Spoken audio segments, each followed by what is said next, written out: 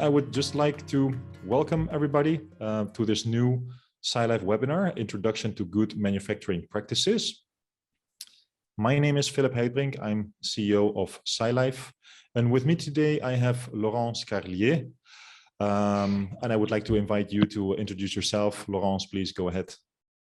Okay, thank you, Philippe. So my name is Laurence Calier. I'm an industrial pharmacist and I have work experience in Janssen Pharmaceutica, in Pfizer, Sanofi, Alcon, which is now known as Novartis, and Teva. I've been working in several different departments like quality assurance, but also production and product validation. So I've quite a bit of experience in the GMP world already, and I'm glad to give you this introduction to the good manufacturing practices today. Thank you, Laurence. So yeah, the structure of the webinar will be immediately after this introduction. We will go into the training provided by Laurence. And we will have more or less 10-15 minutes of time at the end of the presentation. But again, as a reminder, just post your questions already when you have them so that we can see questions coming in by using the Q&A button in the Zoom bar. If you have any problems finding that, just let me know through the chat. I can help you. All right. So with that, the floor is yours, Laurence. Please go ahead. Okay, thank you. So welcome all to this introduction to good manufacturing practices, also known as GMP. So this is the contents of this webinar today. So first, a small introduction of GMP, and then the next topics will be pharmaceutical quality system, documentation, premises and equipment, personnel, production, quality control, outsourced activities, complaints, investigations and recalls, self-inspection, and then we have a conclusion and a Q&A session, as Philip already mentioned. So first, the introduction. So in July, August 2019, 17 Spanish babies and children came down with hypertrichosis, also known as werewolf syndrome. On the right, you can see a very sad picture. All children had been taking omeprazole, which is used to treat reflux, and it all came from the same factory.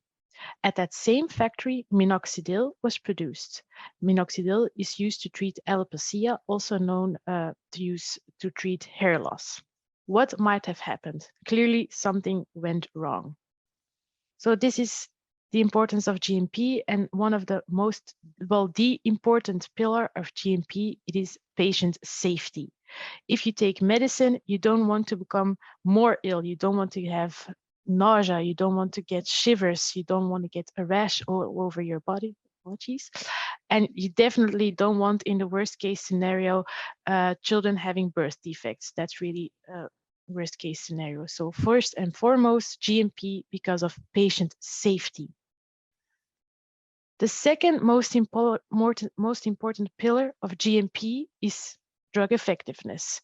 So if you take chemo because you have cancer, you want it to work. If you have a toothache, you want your pain medicine to work, that your toothache goes away. If you have diabetes, you definitely want your insulin shot to work. Or if you have mold on your feet, you definitely want your antifungal medicine to work. So first, the most important pillar is patient safety, and secondly, drug effectiveness. But what is in fact GMP? So GMP are good manufacturing practices, which are rules and procedures followed by the pharmaceutical and biotech firms to ensure that products produced consistently meet specific requirements for identity, strength, quality, and purity. Every drug manufacturer must know the good manufacturing practices and put them into practice and must be able to demonstrate that they do so. When I say every drug manufacturer, I mean everyone. So not only the people working in the filling line or in the manufacturing line, but also the people working in the QC lab, the quality control lab, the people of regulatory affairs. Everyone must know GMP if you are working in a pharma or biotech firm. So a few words are underlined. So rules and procedures, indeed, GMP are in fact laws and regulations. consistently meet. Why? You definitely want your product to have a constant quality, also very important. Put them into practice, being compliant with GMP. This is a word that is commonly used in the pharma business. And to demonstrate, you always have to prove and have a traceable record of what you've been doing. We will talk about that later once more. So why GMP? Because of patient safety and drug effectiveness. And what is GMP? Well, a lot of procedures that we will go through now. But as I mentioned, these are in fact regulations. So the two most important regulations for GMP are the ones of the FDA, so from the US. They are known as the current GMP. That's what the C stands for, C GMP. They were finalized in 1978. You can read them online. They're freely available to everyone. It's 21 CFR parts 210 and 211. A little bit dry to read if you ask me, but they're freely available. So if you have time to spare, definitely go ahead and read them. And then the EU was a little bit later. The Udrelex Volume 4 was finalized in 1991. So the focus, well, the lines, the focus of the sections today is more based upon the Udrelex and a little bit less on the CGMP by the FDA. Well, we are located in the EU either way. So these are the both most important regulations that you will come across if you work in a pharma business. So generally speaking, you can say that the GMP has 5 real big building blocks. So you have your machines, your methods, your materials, your men, so your personnel, and your milieu, also known as the environment. All of these building blocks, so 5 of them, can have a direct influence and impact on your product quality. And GMP, in fact, covers all aspects of these different building blocks. So from production to the starting materials, to your processes, your equipment, and to the training and personal hygiene of your staff. So GMP practically covers everything. So a very important part in GMP is pharmaceutical quality system. So again, I cannot say this enough. What is the objective of a pharmaceutical quality system? Quality. Quality management, GMP, and quality risk management are interrelated. So how is quality management achieved? Via a good pharmaceutical quality system. And that pharmaceutical quality system incorporates the GMP and quality risk management. So what is quality risk management? You can see that on the left side of the slide. So what do you do in risk management? You first identify all your risks, then you analyze them, evaluate them, then you do risk control. So you reduce your risk or you accept those risks.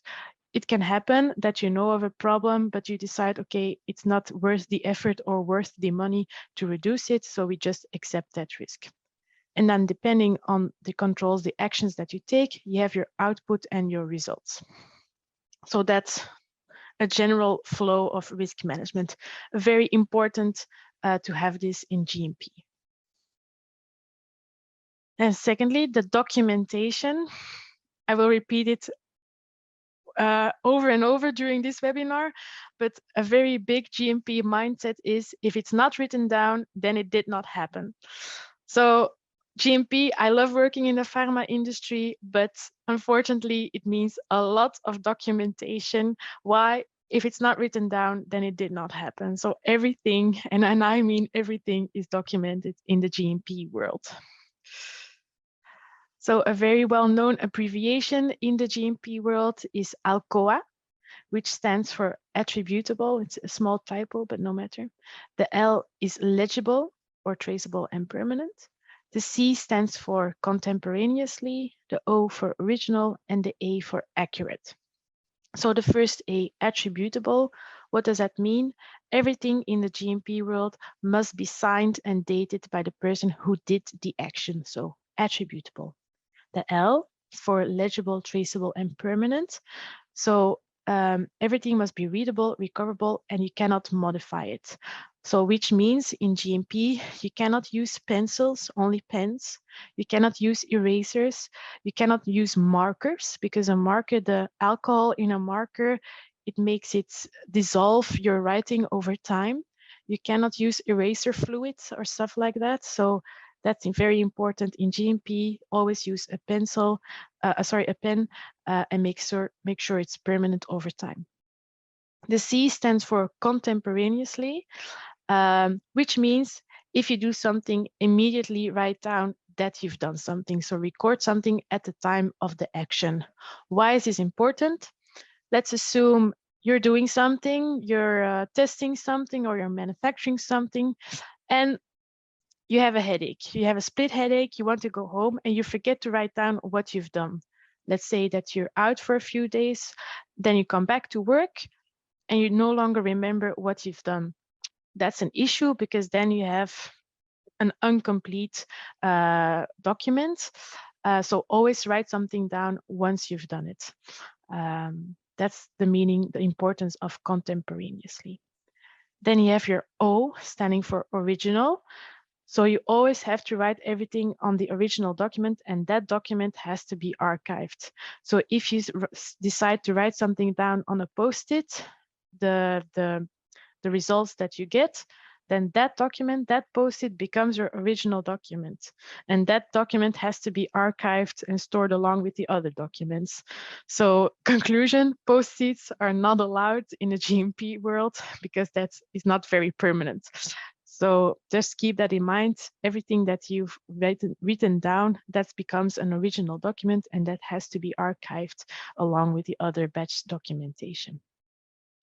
And accurate means reflect what happens. So if you're using, let's say, a scale and it has 3 digits behind the comma, well, write down those 3 digits that you see. Don't just round it off, be accurate as possible.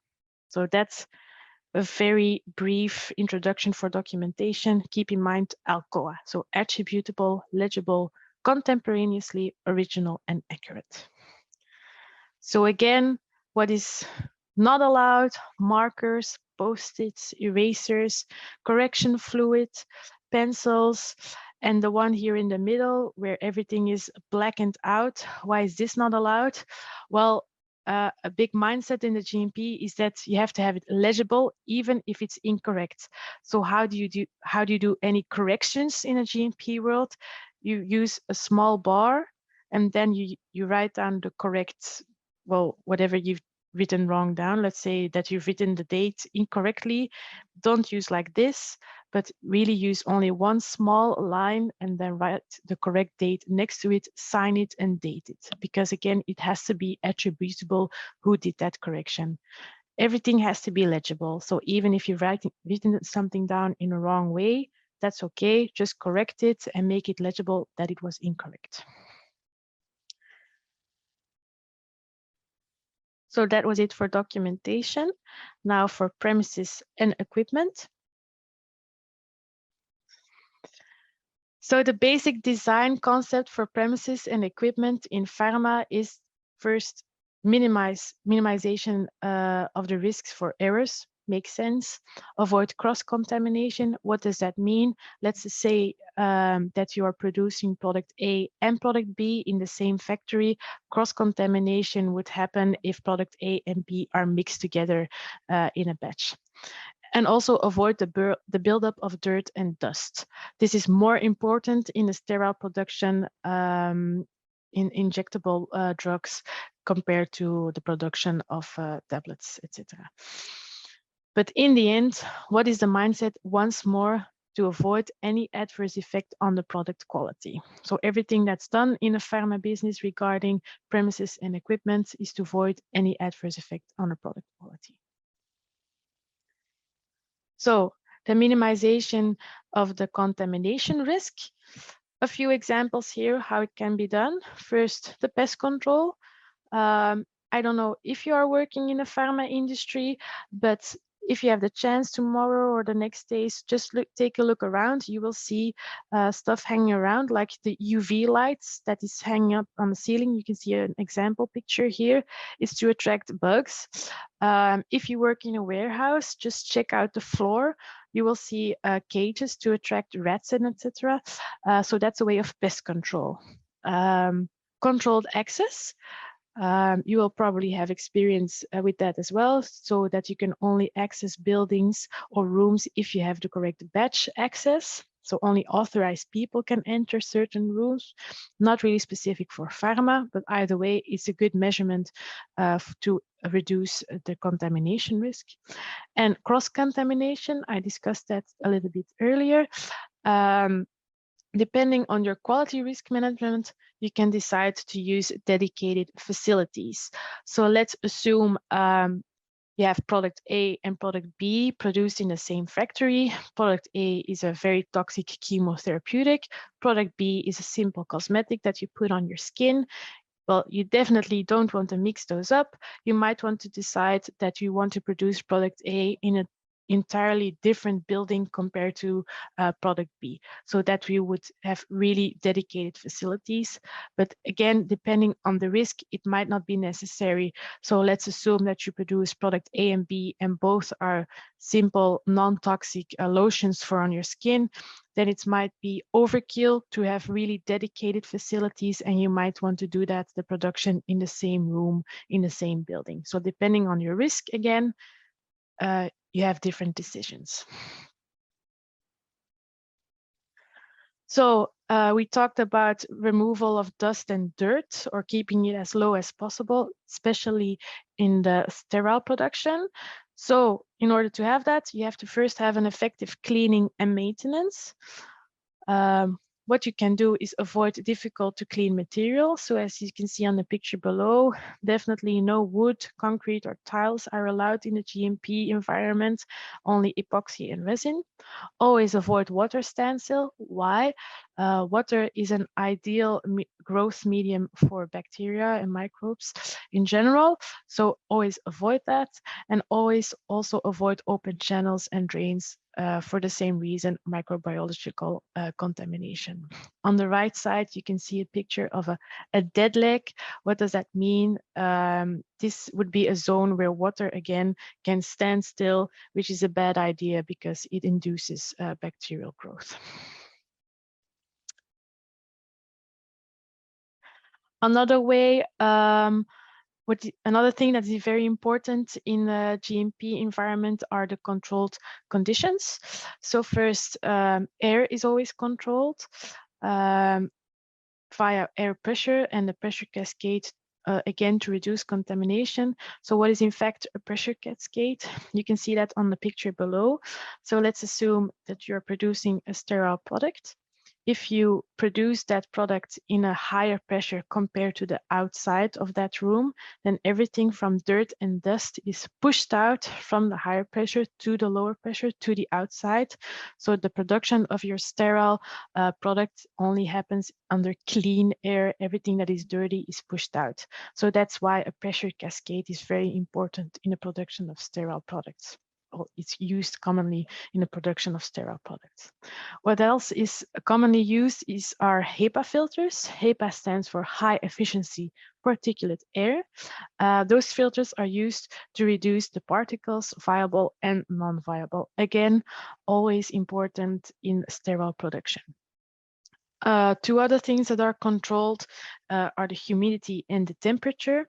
Less important in neutral environments like Belgium, more important, let's say, in China, where it's more humid and more warm. All of these things, so air, humidity, and temperature, again, they are monitored, and those monitoring is written down because, as you can recall, if it's not written down, then it did not happen. As you can see here in those pictures, in the GMP environment, you can have closed systems and you can have open systems. As you can imagine, a closed system is more high-tech compared to an open system. It's more of a big investment, a closed system like that. So depending on what you are making, let's say a sterile product compared to a lotion or a cosmetic, then the investment might be necessary or is too overkill. So you can decide to use a closed or an open system, but you can imagine if you decide to use an open system, let's say if you're producing a lotion, then your environment can influence your product quality in a bigger way compared to a closed system. So if you decide to use an open system, then your quality requirements become bigger because you can have more impact of your environment, so you will have to perform more tests. So again, it depends on your quality risk management. Then we come to the chapter of personnel. So training is required for all personnel working in a GMP environment. Also, the temporary personnel has to be trained. Everyone receives a basic training on GMP. So if you ever decide to start working in a pharma, you will again receive a GMP training. Training programs are appropriate to the job descriptions or the specific operation. Makes sense. If you're working in a lab, you will have to be trained in different things compared to a manufacturing job. Regular retraining is also required by a GMP. Again, makes sense. We are humans, we forget stuff over time. So retraining is a very important topic. And your training is assessed through several ways. You can have reading of a procedure and then that's just fine enough, but you can also be trained by an instructor, and then perhaps an evaluation will be necessary. Or let's say you're working in a lab and you're performing an HPLC test, a real lab test, then maybe a certification will be necessary as well. So depending on the training you do, the effectiveness is different. The assessment of the effectiveness is different. And again, those training records should be kept because if you can remember, I will say it over and over again, if it's not written down, then it did not happen. So training records are always kept. A few do's and don'ts in the pharma industry. So eating, drinking, chewing gum, smoking, it's all forbidden in production and storage areas. Storage of food, drinks, smoking material, personal medication, also forbidden. And you have to take special precautions for persons who are sick with infectious disease or open lesions exposed on the body surface. This is obviously more important if you're working in a sterile production zone. So you definitely talk to your supervisor if you are ill or if you have big open wounds somewhere on your body. Just communicate it to your supervisor and then you can still decide, okay, is it still safe for me and for the product if I enter the production zone or not? So do's and don'ts regarding eating and drinking, but also a definite do is the dress procedures for personnel. Why? It's to avoid direct product contact, to avoid contamination of that product, very important when you have sterile products, and also protection of your personnel. So let's say when you're producing chemo, if you don't have cancer, then chemo is very toxic. So you definitely don't want to be contaminated with that. And the more risk of contamination, the more severe precautions are required. So you can imagine on the right side, those right pictures, those people are completely gowned. You can imagine that's a gowning for either sterile production or for toxic chemotherapeutics. And on the left side, where white shoes and a lab overcoat is sufficient, that will be the production, or let's say, of a tablet or a cosmetic, which are non-sterile products. So depending on what you are producing, your dress procedure will become more severe and you will have to cover more of your body to protect the product and to protect yourself. So now we will talk about production. I will just talk about a few main definitions, main words, so I don't have the time to cover everything, but a very important topic in the pharma is validation. What is validation? You have to demonstrate suitability of your production process. Now I say production process, but validation is also applicable for method validation. Your materials have to be validated. Your equipment has to be validated, so it's not only for production. Any significant change to your process or to your equipment or to your method, it should be validated. And from time to time, you will have to do a periodic revalidation. Why? Machines can deteriorate over time. Your regulations might change over time. So you have to evaluate again, is my original validation still applicable or not?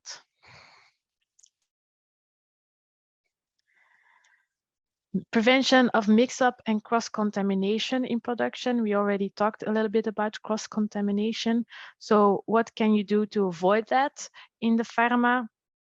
So one way of doing it is to physically and administratively quarantine your materials prior to release. So physically in your warehouse, you will have a zone of released goods and a completely separate zone for quarantined materials. And administratively, normally, if you work in the pharma business, you will have a logistics system like SAP. And in that system, you will write down, okay, this one is still, this batch or these goods are still under quarantine, they're not yet released. Another way of preventing mix-up makes sense, identify and labeling your containers, materials, equipment. GMP, it's not that, it's quite logical, the rules. And then another way, and this becomes a little bit more technical and more expensive, but you can also have technical and organizational measures, again, based upon quality risk management, because these kind of things cost more money, more effort. So depending on the risk, you might want to decide to invest in it or not. So single-use disposable technology, like the word says itself, you use it and then you throw it away and it's not used again. Quite expensive, but if your risk management turns out, okay, this is necessary, you will have to invest in it. Blow fill seal technology, a picture is on top of it. Also a way to avoid cross-contamination or a mix-up, because you make your container while you are, well, first you make it and then immediately after you're filling it, so you avoid mix-up of any bottles or any containers. And then another example is using an isolator. You can see a picture of that on the left side on the bottom.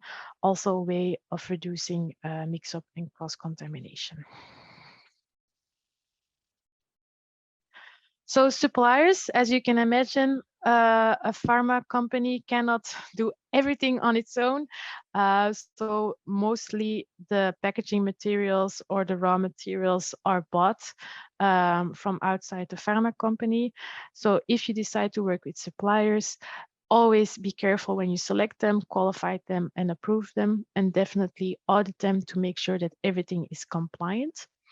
So if you work with suppliers for those packaging materials, a little bit of definitions, you have primary, secondary, and tertiary packaging materials. A primary material is the material that comes into direct contact with your product. Secondary, around that primary, and then your tertiary are the shipper boxes. As you can imagine, the primary material coming into direct contact with the product, it's more critical that you qualify and audit those suppliers compared to a supplier of packaging material of a shipper box, because this is not in direct contact with your product, so it's not that critical. Always keep that in mind if you are doing a supplier qualification. What are we doing? Are we supplying primary packaging material or only tertiary? Big difference. Another very important aspect in the pharma industry, besides documenting a lot, we also have to check a lot. So we have three different kinds of controls. You have offline, inline, and online controls. What is an example of an offline control? Let's say you are packaging products, you take a sample from that packaging line, and then you do a check if the batch was printed correctly or embossed correctly, if the expiry date was printed on correctly. So that's an example of an offline control. An inline control, an example of that is adding a pH probe in your bulk equipment, and then your pH is monitored continuously during the formulation. An example of an online control would be a checkware. So again, this is an example for packaging. So if you're packaging a product, let's say a vial, you add a leaflet, you know the weight of the leaflet, you know the weight of the box in which the vial is inserted, and you know the weight of your vial. If you add those weights together, so of your box, your leaflet, and your vial, you know the total weight that you can expect. So after packaging, every package is weighed by the checkware, and if something is too high, then maybe 2 leaflets were added instead of 1. And if your weight was too low, that means that something is missing from your package. So that's an example of an online control. Is your package complete? Quality control, also a very important department in the GMP environment. You have 3 kinds of, well, you have several types of controls. You have your in-process control, your environmental control, and your release testing. And in process control, again, pH monitoring, perfect example. Not only QC personnel, so quality control personnel can take samples for pH measurements. Also, the operators themselves are perfectly allowed to do simple tests like that. Then you have your environmental control. This is more important in a sterile production area.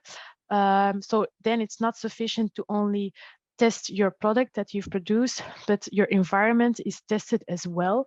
So you take samples from the walls, from the floors, from the ceilings. You take growth medium plates, like you can see on the left side.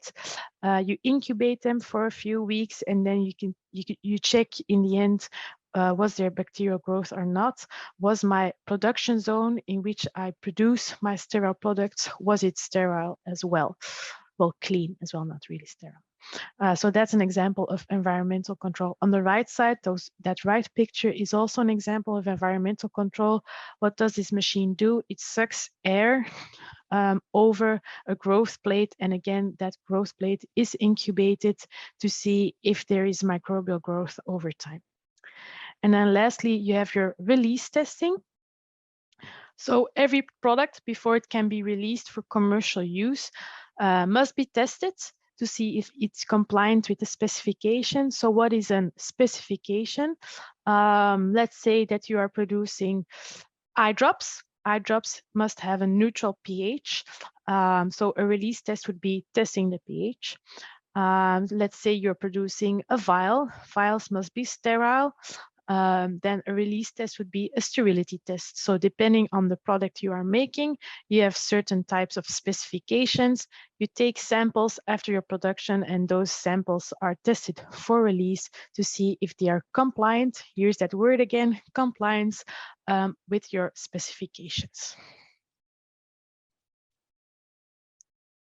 So we've just discussed a little bit about samples. So there are several types of samples that you take per batch. So you have your analytical samples on which you do your release testing to see if it's compliance with your specification. But you also have your reference samples and your retention sample. What is a reference sample? Let's say something goes wrong with your tests. A person working in your lab drops something, or there's actually an out of specification, which means that the specification was not compliant. So let's say, again, that eye drop must have a neutral pH. Let's say that the test turned out it was pH 5, so an acid pH. Then you have your reference samples to check for reanalysis to make sure, was it really 5 or did something go wrong in the lab? Then you also have your retention sample. This is used for identification. This is more used if you have a complaint on the market. We will talk about that later as well. So let's say there's a complaint from the market saying, oh, my box is blue and it should be yellow. Then you check your retention sample. Was it indeed blue or was it indeed yellow? So that's a big difference between reference samples. They are actually used for reanalysis, where retention samples are not used for reanalysis, but only for identification. Then we've talked about testing already. Again, always use validated methods. We talked about validation already. Always use calibrated and qualified equipment. And again, document those results, because if you didn't document it, it did not really happen. Then we come to outsourced activities. We've already talked about suppliers. A company cannot do everything, but the same goes not only for your packaging materials, but a company can decide to outsource your quality control testing, your packaging, your manufacturing itself also can be outsourced. You can practically outsource everything. It should just simply be defined, agreed, and controlled whatever you outsource. Those agreements and those definitions are written down in the contract, also known as a quality contract. A quality agreement, sorry, between the contract giver and the contract acceptor. What are the responsibilities of the contract giver? Always go audit your contract acceptor. The contract giver has to provide all necessary information to the contract acceptor. Makes sense. Let's say that you spend out QC testing to another company. Well, that company must know what he has to test and how he has to test it. So the contract giver has to provide all necessary information. The contract giver reviews results and records of the contract acceptor. It can be decided if the contract acceptor performs well over time that the review results, instead of every batch, is reduced to review of results every year. So depending on the relationship between the contract giver and the contract acceptor, that review can be reduced or not. And in the end, the contract giver is responsible for the delivered product. What is the responsibility of a contract acceptor? A contract acceptor cannot implement any major changes without permission of the contract giver, and it has to be GMP compliant. Makes sense, we are working in a GMP environment. On the right side, you can see an example of a quality agreement. It's a simple Word document with simple lines stating who's responsible for what, marked with X's. So it's nothing more than that. And it has to be signed, otherwise it's not an official document. Complaints, investigations, and recalls, a very important topic, especially if you are working in quality assurance. So complaints, what is it? These are issues regarding a product that's already on the market, so already released onto the market. If you receive a complaint, always make the differentiation between a quality defect and a cosmetic defect. I'll drink a little bit. So a quality defect, like example, is that syringe on the bottom with that bent needle. That's not okay. And a cosmetic defect is that those boxes of Cysteine Ultra. Apologies.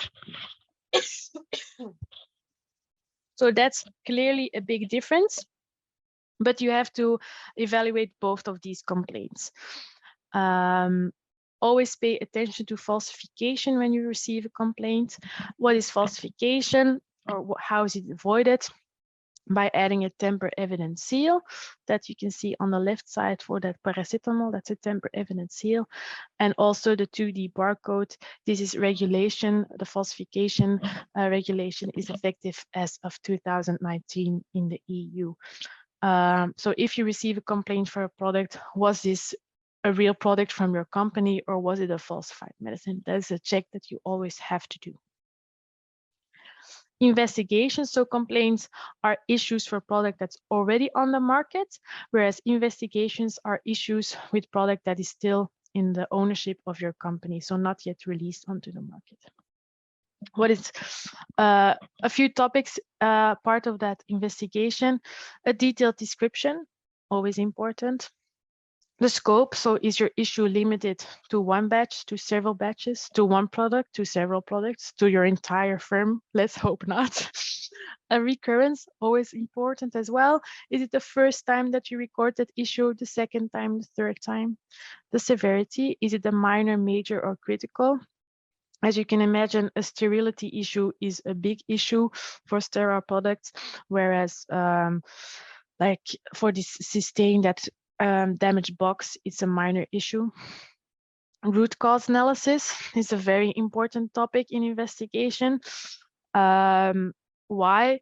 Depending on a good root cause analysis, your actions will be correct or not. So let's give, for example, an investigation of a failed sterility test. Let's say that you identify as root cause that your person working in a lab had contaminated hands, so he didn't wash his hands correctly. Okay, your action would be retraining that person. A few months later, you see again the same issue. That product is contaminated, a failed sterility test, but that person is trained. So how did it happen again? If you dig deeper, then you discover, oh, the soap that that person is using to wash his hands, it's not effective anymore. So that's an entirely different root cause. So your cleaning material versus your personnel, and then your action will be removal of that soap and introducing a new correct soap with an effective cleaning effect. So as you can imagine, depending on your root cause, your actions will be different. So if you find your real root cause and remove the real root cause, and only then your actions will be effective. So always keep that in mind.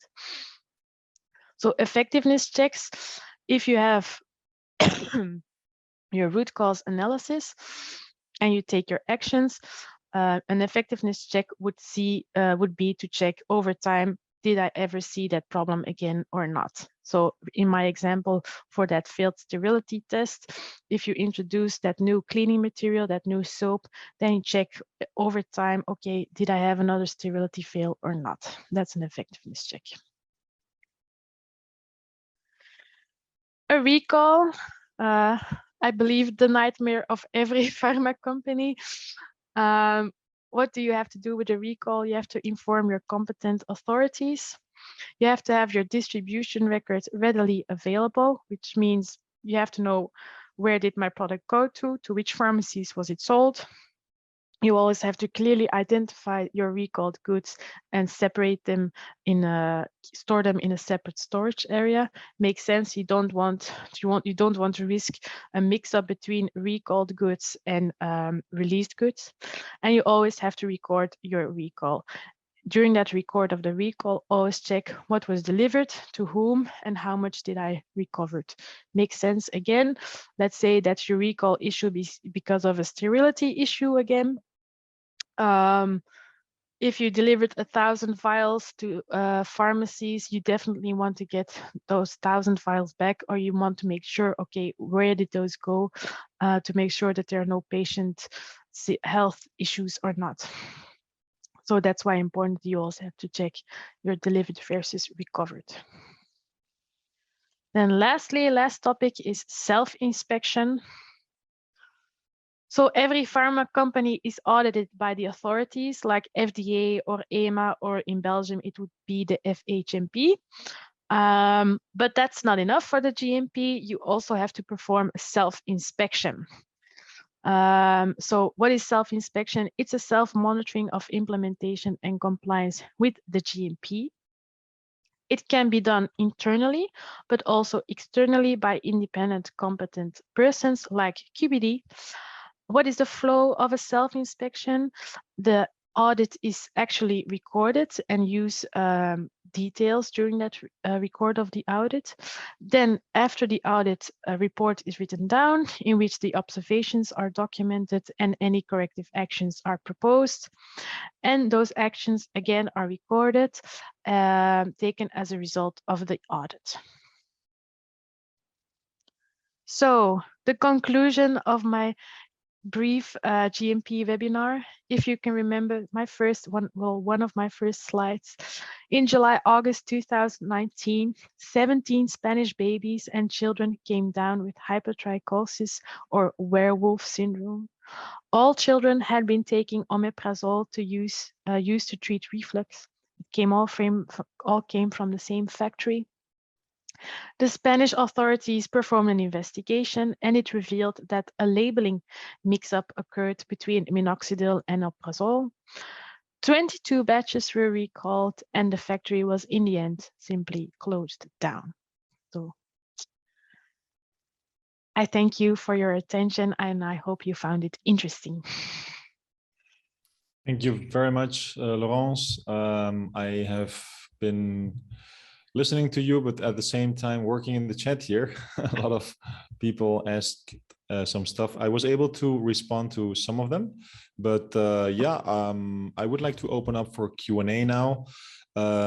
Just as a reminder for everybody, you can use both the chat that is in the accessible through the Zoom bar or the Q&A button. The Q&A button is preferred because then we can just mark them as done easily. And the chat, we'll just have to scroll through them, but whatever makes sense, for whatever is easiest for you. So let's just take them by order of appearance. Let me see if I can find the first one. All right. Batul had the question, what types of training for quality control for the pharmaceutical industry do you recommend? Oh, that's a big question. For quality control, well, it depends on which kind of quality control that you do, because normally quality control is divided between the micro lab and the chemical lab. So depending on in which type of lab you're working, your training is completely different, because if you work in a micro lab, you will perform micro tests, so incubating those plates, so those growth plates, counting any growth that's in those plates. So that's a totally different training that you receive compared to if you work in a chemical lab. You will perform assay testing, you will perform filtration, HPLC testing. So it all depends on the methods that are applicable in that lab. Then your training is completely different. Okay. I hope this is a good comeback. Absolutely, yeah. And otherwise, Batul, feel free to post a follow-up question. Samara asks, revaluation have specific or recommendable frequency to be done? Of the validation, well, this depends on the criticality and how much the machine or the process is used. You can imagine in some companies, some products are only produced once per year. So then it does make sense to do a revalidation every year, because if you only produce one batch, well, then that's too quick. But let's assume that you're producing many batches over the years, then most of the times a revalidation is every 2 years.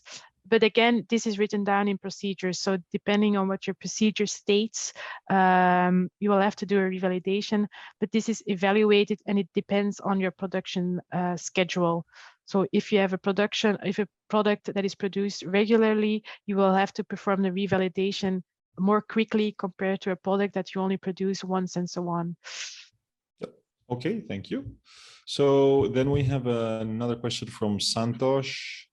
Does the GMP rules apply during product development stage? No, that's easy. Well, no, it's not entirely truthful. So what happens, a perfect example was the Corona situation that we were just in. The time was very short.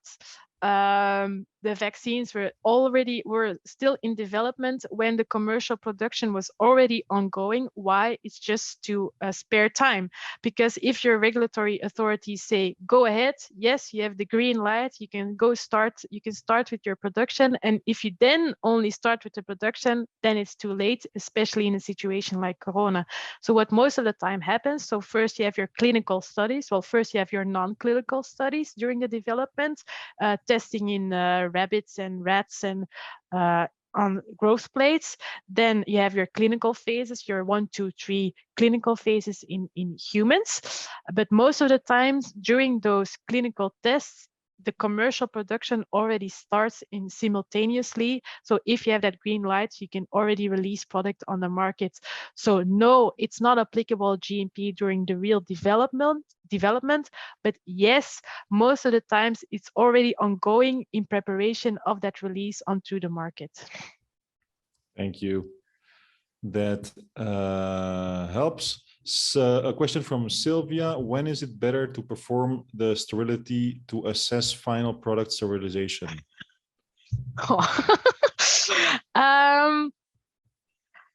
This is not only a quality decision, but also a financial decision, in the way that if you perform a sterility test on your packaged goods, that's really in the end of your production process. If you then have a fail of your sterility, then that means that you've not only formulated the bulk, but you've also filled it and you've also packaged it. So that's a lot of time, a lot of people, a lot of money that passed before you've seen that sterility result. So most of the time, the experience that I have, you perform on 2 levels your sterility test on your bulk. So on the formulated bulk, so your batch of, let's say, 10,000 liters that you then fill in syringes or in vials. So you have a sterility test on the bulk, and then you also have a sterility test on your syringes or on your vials, but normally no more on your packaging. So normally it ends after your packaging, after your filling, which also makes sense because once you've closed your vial or your syringe and it's a closed container and you only add your label and your leaflet, there's no risk anymore for your sterility. So I hope this clarifies your question. Thank you. Sylvia has another question. Let me see if I get it correctly. So do validated methods, I think she means of equipment, IQ, OQ. Do we need to perform that at R&D stage? I'm not sure if you understand the question. No, again, but also it's not required at your IQ, OQ. It's definitely also only part of your validation for a GMP, so not for R&D yet. But most of the times, the equipment that you use during the R&D, it's not the same equipment that you will use during your commercial production. Why? R&D is commonly in a smaller scale compared to real commercial production. So your equipment will become bigger, and so the validation, it's not even applicable if you would do it on your R&D scale compared to a commercial scale, but either way, it's not applicable during R&D. All right. Yes. Thank you for your question, Sylvia. I have another one from Samara. Do they need to include the OQs or in the OQs, do they need to include window and equipments? That I don't understand. What do you mean with windows and equipments? Yeah, so in the operational qualification, do they need to do any tests or verifications of the equipment and also the window, I guess? Well, otherwise, Samara, maybe you can elaborate a little bit more on your question. An additional question that she has is any standard to define the number of PQs? Yeah. There is a validation standard. So the topics that we discussed here are the general chapters, but there is also a separate document in the Uderlex regarding validation. So if you write it down on email, I can forward it to you. But either way, as I said before, the CFR, so the current GMP of the FDA, is freely available, and the same goes for the Uderlex. So you can all find the things that I discussed today. These are chapters for the Uderlex. You can find them easily on the online, but if you want, you can send an email and I can forward it to you.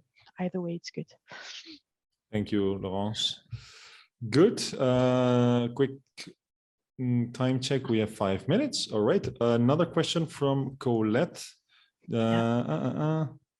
GMP compliant, is that official GMP for contract acceptor? I guess it has to do with one of the slides where you meant. So if you have a contract with a supplier or with the person performing your manufacturing or your QC testing, then that contract acceptor is delivering products that is delivered required for a GMP world, GMP environment. So yeah, that is definitely regulation that the contract acceptor has to be GMP compliant. Makes sense that if you release, so the contract giver releases the product onto the market,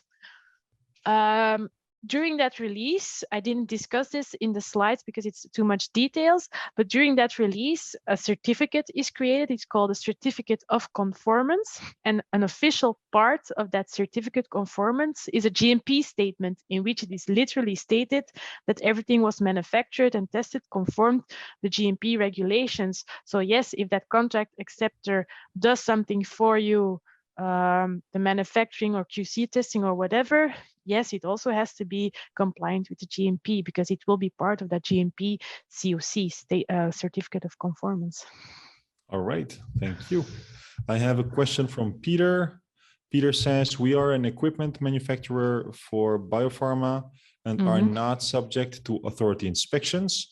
What measures shall be implemented for equipment used in biopharma applications? Whoa, do you have an extra day? Could you write this on an email and then I will respond, because that would be okay, that will be way too long to explain in here. So let's just mark this. Peter, we will reach out to you over email. Okay. I have many more questions. Let me see. Okay. Ingo has just a comment here. Very important are also the annex of GMP. They give specific details. Yeah, so one annex I did not discuss here, but it's specific for the EU, by the way, is the annex regarding the qualified person.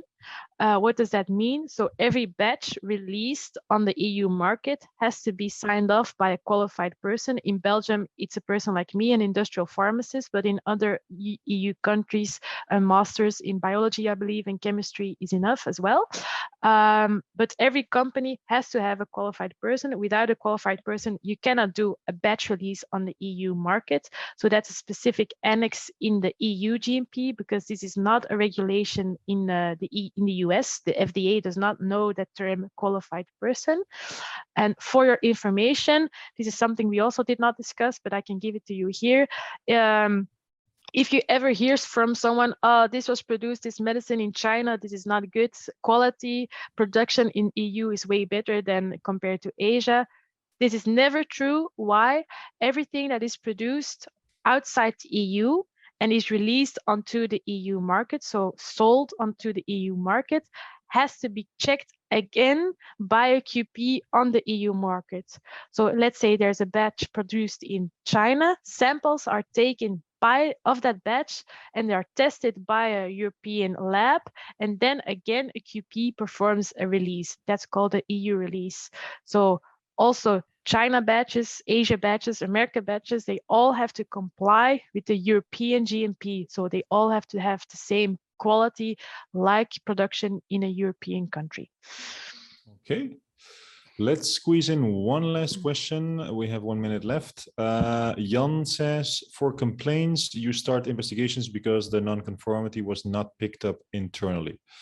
But what do you do with non-conformance products picked up internally? Do you always start an investigation? After all, the controls are implemented to discover non-conformant products. In the ideal world, there wouldn't be an issue, never. But as you can imagine, so I've talked about samples that you take, but in a production of, let's say, 1,000 vials or 1,000 syringes, you take 50 samples. I'm just saying a number here, but it's not every part that you produce is tested, because then you don't have anything left to sell. But so if you take 50 samples out of 1,000 vials, you can imagine that there still might be an issue with those other vials.